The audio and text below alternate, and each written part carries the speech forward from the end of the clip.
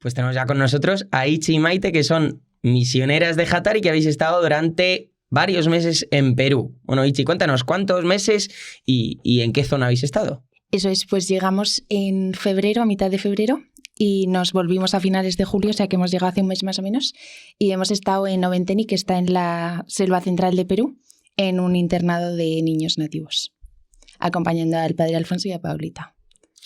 ¿Y cómo es que surgió esta oportunidad? Entiendo que ya conocíais lo que era la misión, porque allí, como ya hemos dicho, está Paula, que aquí la conocemos un poquito en Misión Posible, porque colabora con nosotros de vez en cuando, pero ¿cómo surge esa posibilidad de ir? Bueno, pues el año pasado fuimos de misión también a Perú con Hatari, pero fuimos un mes, en julio, y nos quedamos en San Ramón, en la ciudad. Y bueno, luego cada una volvió a su casa como con una semillita en el corazón, ¿no? de que el Señor nos pedía algo más. Entonces Itzi por su lado pues empezó a discernir qué hacer, y yo por el mío también, pero yo la verdad es que soy un poco miedosa y pensaba que solo podía irme 3 años porque el único caso que conocía era Paulita, hasta que yo creo que fue literal hace un año quedamos y Itzi me dijo que no, que había una posibilidad de irte con un periodo más corto. Y bueno, nada, y luego ya cada una por su lado pues habló con Moni, con el padre Alfonso y demás, y pues se dio. Y habéis ido 6 meses. ¿Cómo se organiza esto en casa, en el trabajo? Porque es una apuesta muy grande, muy fuerte. Sí, es verdad. Bueno, yo soy enfermera, me gradué, llevo un año siendo enfermera no más, pero eso, terminé en junio, me fui el verano como ha dicho Maite, y luego llegó septiembre, nuevo curso para las dos, y yo dejé el hospital, dejé el contrato que tenía en febrero, pues ya viendo que quería, que eso veía que era lo que me pedía el Señor, pues lo dejé. Y Maite por su lado, pues es verdad que ya llevaba más tiempo trabajando y fue un poco más de otra manera, ¿no? Sí, lo mío fue más gracioso. Bueno, yo soy profesora en un colegio que llevo 4 años. Y bueno, entre unas y otras estaba de baja y yo veía que el Señor me pedía como irme a Perú. Y yo pensaba, madre mía, ¿qué hago? Pero no se lo podía contar a nadie. Y he dicho, soy súper miedosa y no lo sabía nadie, solo Itzi un poco. Y bueno, ya está, voy a hablar con el director del colegio, que nos llevamos muy bien. Entonces me senté y dije, bueno, te tengo que contar una cosa. Y el otro, bueno, a ver, cuéntame. Y le dije, te voy a hablar como a mi director espiritual, ¿vale? Entonces le dije, estoy pensando, pues nada, hay 3 opciones, ¿no? O, bueno, había una posibilidad de irme a Estados Unidos, otra irme a Perú y otra pues volver al colegio feliz porque era mi mejor año, o sea, el mejor horario, la mejor clase, fue una renuncia. Yo compré los billetes llorando, pero llorando muchísimo, y nada, súper mono, me dijo que lo que necesitase, y realmente lo mío cuadró en un día, porque desde diciembre tardé un poquito en hablar, y nada, el día 7, 8 de enero, el mismo día pues tenía el ok de Moni, hablé con el padre Alfonso, llamé a mi jefe y encontré una chica que se quedase en mi piso los 5 primeros meses de... ¡Ostras! Clavado. Clavado. Entonces, bueno, creo que el Señor me lo dejó bastante claro, porque yo la verdad es que muchas veces dudo, ¿no? En plan de, por favor, Señor, más claro. Así que nada, compré los billetes llorando, pero los compré y nada, era muy feliz. Pero evidentemente me daba muchísimo miedo, ¿no? El salto de, dejo mi casa, vale, genial, que luego vuelvo. Dejo el colegio, que, o sea, es verdad que eso me perseguía un poco, la idea de, es que dejo a mi clase, a los niños que tanto quiero, con sus cosas, pero que los quiero mucho, ¿no? Y luego tengo que volver, ¿y cómo me van a recibir? O sea, el lunes, de hecho, yo llegué al colegio temblando, diciendo, madre mía, o sea, y luego todo el mundo monísimo, encantado, o sea, tengo la suerte de trabajar en un cole católico, que gente que te apoya y que te entiende, ¿no?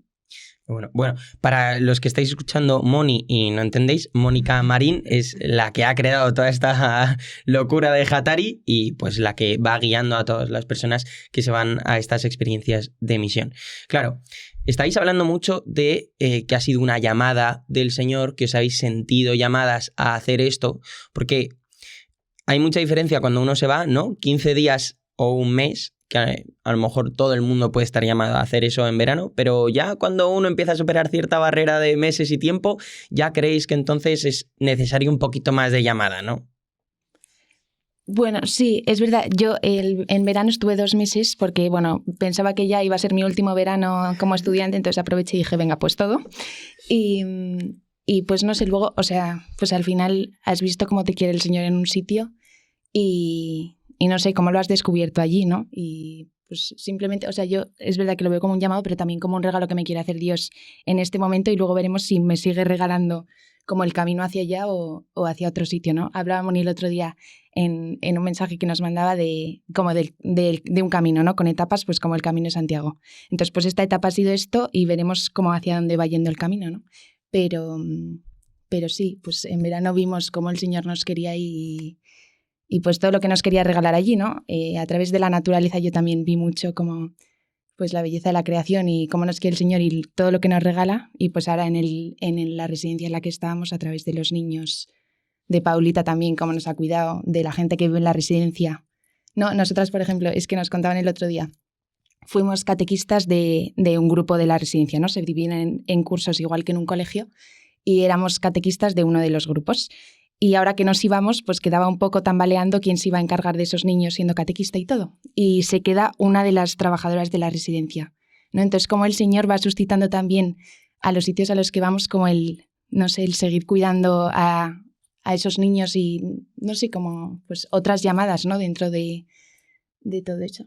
Entonces, pues bueno, eso así como anécdota, pero justo nos lo dijo Paulita el otro día, que ya Meli, que es esta psicóloga, se queda con los niños dando catequesis y me parece... pues no sé, muy bonito. Cómo el Señor nos va regalando cosas a todos, ¿no? ¿Cambia mucho esa experiencia de estar ahí 6 meses con respecto a tú, por ejemplo, que has estado más 2 meses? ¿O es simplemente como 2 meses por 3? ¿O ya el hecho de que sea medio año te cambia un poco el chip? Sí, es verdad que también estuvimos en sitios distintos, pero cuando vas 2 meses yo creo que vas un poco no a apagar fuegos, pero vas como... Sí, un poco a lo que te manden, no entras tanto en rutina, yo creo, no entras tanto en la vida real que es allí, porque pues vas sí a lo que te pidan, pero sin poner como muchas bases de nada, porque el tiempo que vas a estar tampoco te da tiempo a, no sé, a organizar algo muy concreto ni nada. Y pues es verdad que, bueno, también muy enriquecedor igual, ¿no? Pero es verdad que al ir 6 meses tienes una rutina marcada, o sea, vives una vida... que es una vida de verdad. O sea, sabes que vas a estar allí por un tiempo más largo y, no sé, tienes un horario, tienes unas responsabilidades, ¿no? Teníamos a cargo un grupo de catequesis. No es simplemente vamos a dar testimonio aquí que es necesitado allí, sino que tenemos una responsabilidad concreta y estructurada porque pues, podemos encargarnos de esa responsabilidad que se nos da durante más tiempo. Entonces, es distinto, pero también... no sé, la responsabilidad te crea un compromiso y te regala como más profundas las cosas, ¿no? Porque te ves comprometido con ellas, yo creo. Oye, contadnos cómo era esa rutina, esa estructura, ese día a día de qué hacíais. Bueno, pues más o menos de lunes a viernes. Bueno, todo depende de lo que te toque cada semana, porque si, por ejemplo, te toca preparar desayunos, te levantas como a las 5 de la mañana. Entonces, preparas el desayuno, a las 6:15 se desayuna, como hasta -20 más o menos estás desayunando con los niños y luego ya cada uno tienen diferentes funciones los niños. Pues en una semana a uno le toca limpiar, a otro cortar el césped, lo que sea. Y pues nada, se ponen a limpiar tal y cual y luego nosotros nos íbamos a rezar sobre las 7 más o menos hasta las 8:30 que hacíamos un compartir entre nosotras. Y luego ya empezaba pues las tareas que nos mandaba el padre, un poco, que lo intentamos hacer lo mejor posible, pues desde, yo qué sé, pues arreglar estos bancos o preparar la catequesis, ¿vale? O hacer café. A las 10 preparábamos el refrigerio y se lo dábamos a los niños y estábamos ahí como 20 minutos con ellos. Y luego, nada, seguíamos trabajando un poco hasta la 1:30. A la 1:30 era la comida, seguido de la comida, o sea, es como un sin parar, ¿vale? Seguido de la comida teníamos otro tiempo de trabajo, seguido el deporte, duchas y ya luego teníamos 2 horas de tarea, de 4 a 6, que cada una tenía un grupo y teníamos niños asignados, a nosotras nos tocó, por ejemplo, en primero. Y después de la tarea había media hora de ensayo de coro y ya la misa. Y después de la Eucaristía teníamos la cena y martes y jueves teníamos catequesis. Luego los viernes, por ejemplo, los niños a la 1 se cambia un poco el horario porque se van a sus casas y luego los sábados estamos sin niños, solo se quedan los que viven muy lejos. Y los domingos vienen de 1 a 5, se supone. O sea, como que cada día, pero luego, o sea, esto es como lo general. Claro. Luego nos adaptamos a lo que... Sí, pero bueno, se cumple falta. bastante. Sí, son bastante formales en ese tema. Sí. Qué bien. Oye, ¿y qué perfil de niños teníais? ¿Cómo son? ¿Qué familias tienen? ¿Y en qué situación viven? ¿Y cómo acogen la catequesis? Pues, o sea, la residencia era de niños nativos, ¿no? Que allí en Perú, pues en la parte de la selva, están las comunidades nativas, que son pues gente que tiene pues su propio dialecto, o sea, su propia lengua. En este caso era el Ashéninka, que no Asháninka, porque son dos distintos. Que aprendimos rápidamente. Claro. Los dos. Teníamos clases los sábados por la horas, mañana. Es verdad. Ostras. Sí, sí.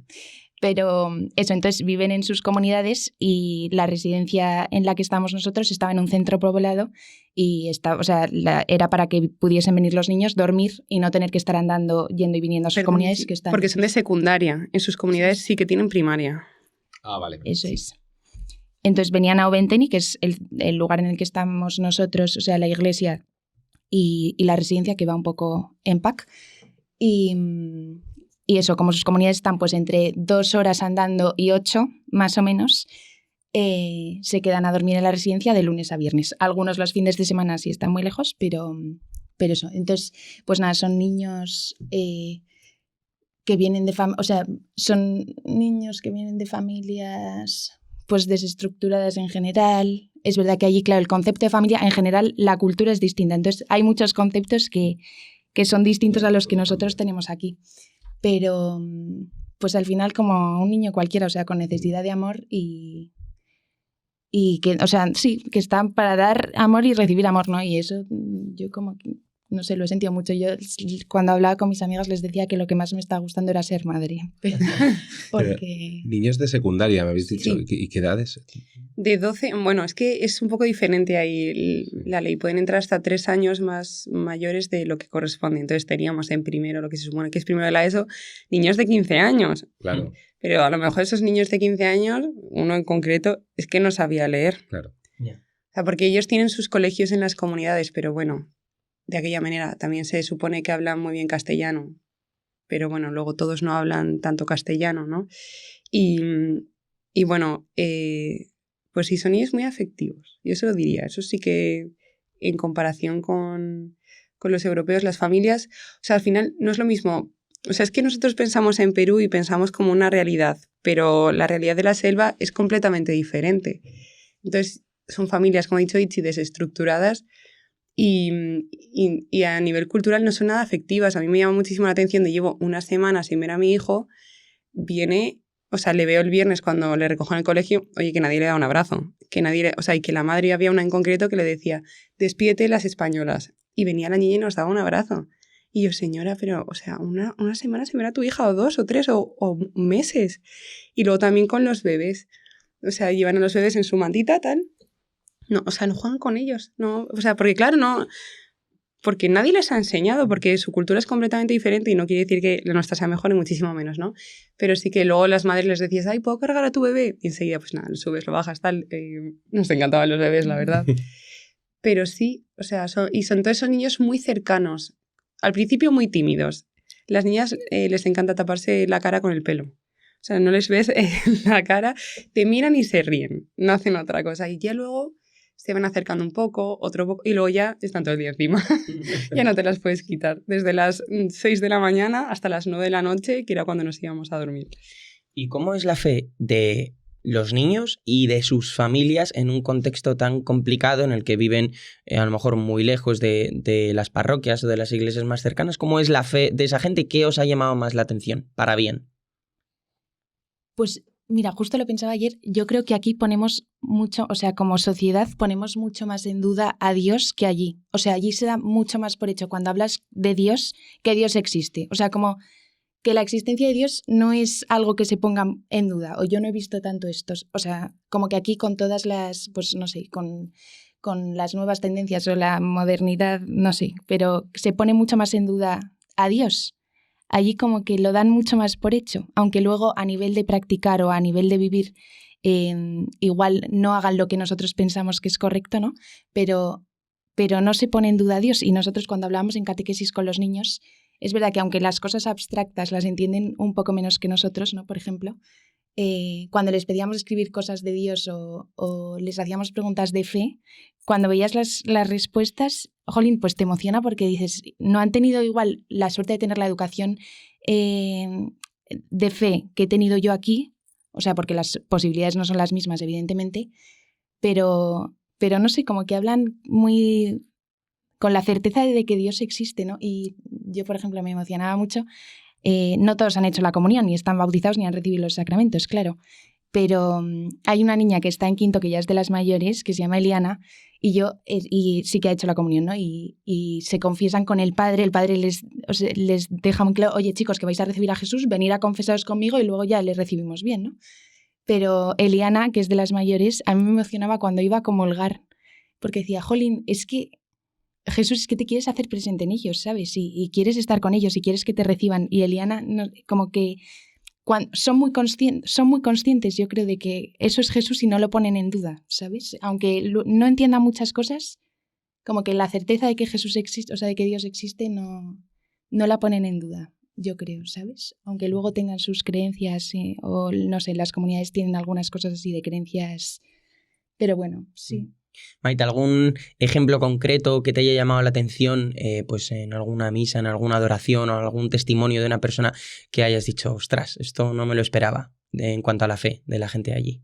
Pues mira, a mí me llamó muchísimo la atención un niño que había hecho algo que no estaba bien, ¿no? Y justo en ese momento no estaba el padre Alfonso. Y cuando volvió, él dijo, bueno, pues ya estoy disponible para confesarse quien quiera. Y me pareció súper bonito porque este niño no comulgó en 3 días hasta que no se confesó.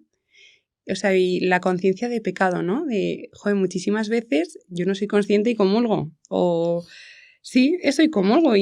O digo, bueno, mañana me confieso. O pasado, al siguiente. Y ese niño estuvo esperando. O sea, a mí me tocó muchísimo el corazón. Y todo en general, porque al final son ellos los que piden bautizarse. Son ellos, o sea, no se les bautiza a todos, no. Ellos, o sea, y son más o menos mayores. Sí, eso, son mayores, más o menos, sí. Perdón. Entonces, que ellos piden eso, ellos piden bautizarse, hacer la comunión. Y también hay niños que son de otras religiones, porque los padres son pastores, porque lo que sea, ¿no? Y cómo hablan de Dios a veces. O sea, para mí era, no sé si de la cabeza lo pasan al corazón, ¿no? Pero es que saben un montón de cosas, es que se saben todos los mandamientos, es que están atentos en las homilías, es que el padre les hace preguntas y si no contestan a las lecturas, las vuelve a leer. O sea, que yo pienso, me dan una lección, te lo prometo, porque cuántas veces yo estoy en misa, vamos, te podría decir que muchísimo, más de la mitad, y no me entero. Y está ahí el sacerdote hablando y no me entero. Y estos niños que no entienden bien el idioma, que son niños, porque son además como más pequeños que los de europeos, oye, que se enteran de todo y que te contestan y que escriben a un compañero o a mí, por ejemplo, que me escribieron unas cartas de despedida y que me hablaban de Dios, que me decía que Dios te cuide. O sea, que es súper bonito eso, que algo llega. No sabemos cuánto, pero algo llega. O sea, que allí en casa tienen ya de pequeños formación y aprenden de Dios y aprenden que Dios existe, ¿no? ¿Cómo es esa formación allí? ¿Tuvisteis la oportunidad de conocerlo? O sea, solo en el colegio. Realmente la iglesia de Oventeni, o sea, yo no sé cuál es la iglesia más cercana después de Oventeni, pero debe ser Satipo, que está que kilómetros no es mucho, pero en horas en carros o más. Son como 5 horas por unos caminos que si llueve, imagínate, o sea, que no puedes pasar. Entonces, o sea, es que ese colegio es que es un milagro ese colegio, para empezar, por su historia, ¿no? Y es un aire fresco, o sea, es como tener la certeza de que Dios quiere que esos niños estén ahí, de verdad, y que es por una misión, evidentemente, y que es por un motivo, ¿no? Y, oye, que no sabemos si el corazón de un niño va a cambiar por ese colegio. O sea, es que si no estarían en la calle, a lo mejor, o porque hay otros colegios que no les atienden tanto, ¿no?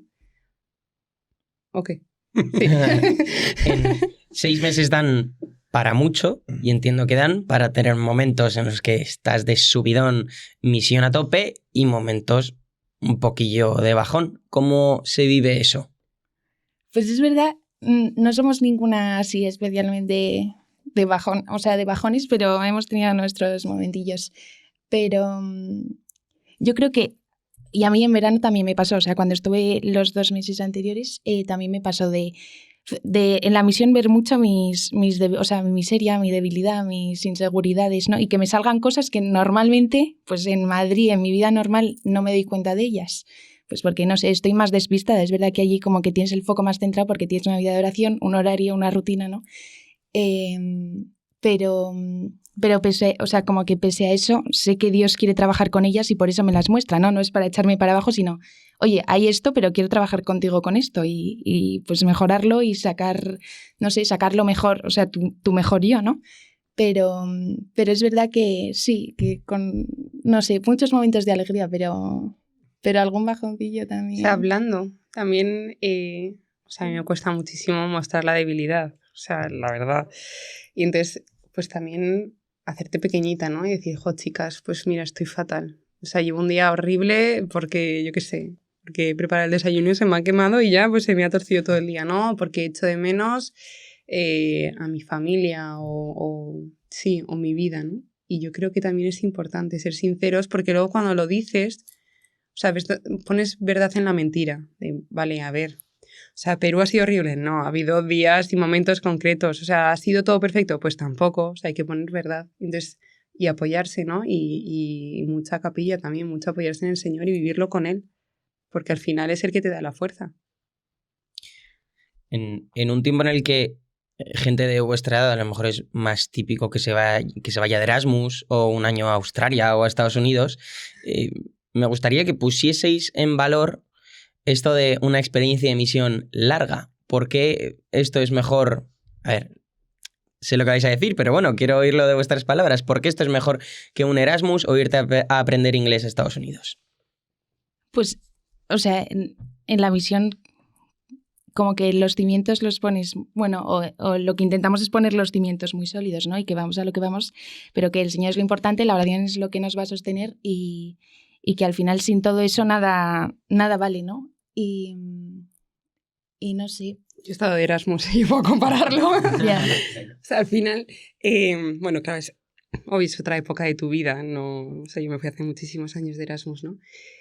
Pero yo creo que el punto es que en el Erasmus tú eres el centro. Es tu fiesta, tu disfrute, tus viajes, y aquí no eres tú. O sea, es el Señor, ¿no? Es darte a los demás. Y cuando no piensas en ti, piensas en los demás, pues es más fácil que todo salga, ¿no? Y sí, y yo me quedo con la misión, ¿eh? No me quedo con el Erasmus.